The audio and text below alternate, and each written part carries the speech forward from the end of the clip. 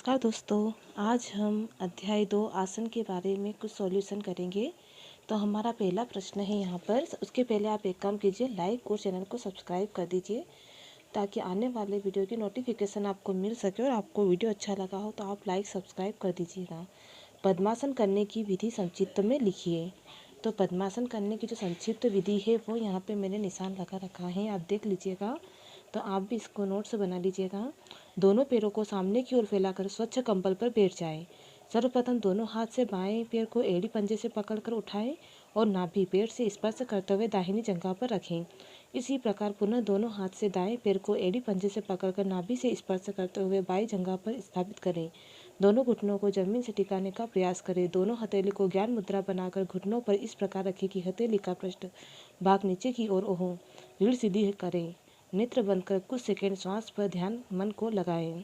ये है प्रश्न नंबर 1 का उत्तर। इसके बाद आते हैं उत्तर प्रश्न अगला है, पद्मासन से होने वाले लाभों को लिखिए।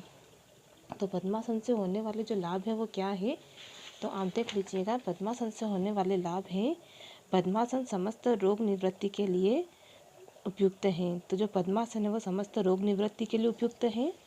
इसके बाद आते हैं हम नंबर 2 पर। मन एकाग्र होता है, ध्यान के लिए उत्तम आसन है। तो ये है उत्तर नंबर। अब बात करते हैं प्रश्न नंबर 3 की। पद्मासन का अभ्यास किसे नहीं करना चाहिए, तो ये मैंने निशान लगा रखा है। साइटिका अथवा रीढ़ की निचले हिस्से में दर्द होने पर इसे नहीं करना चाहिए। अब आते हैं कर्ण पीड़ासन के प्रश्न उत्तर पर। तो पहला प्रश्न देख लीजिएगा आप। कर्ण पीड़ासन के लाभों, कर्ण पीड़ासन के प्रमुख लाभों को लिखिए। तो कर्ण पीड़ासन के प्रमुख लाभ हैं।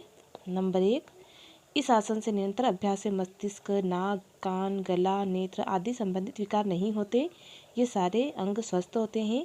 मोटापा, श्वास रोग, दमा, कब्ज, रक्त दोष आदि दूर होते हैं।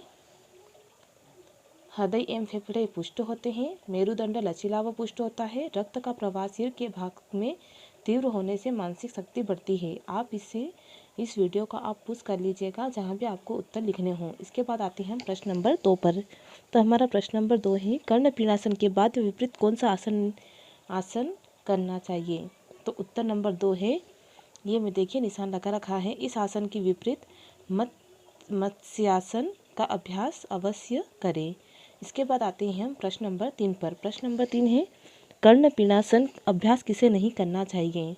तो किसे नहीं करना चाहिए, ये देखिए मैंने उत्तर लिखा है। कंधे का दर्द, कान भरने पर, नेत्र रोग में, अत्यधिक सर्दी जुकाम में न करें। ये उत्तर नंबर 3। अब उत्तर नंबर 4 मैंने डायरेक्ट यहाँ पे निशान लगा दिया है। कर्ण पीड़ासन की अंतिम स्थिति में श्वास का क्या क्रम होता है। तो श्वास का क्या क्रम होता है, श्वास पूरी तरह निकाल कर सामान्य करते हैं।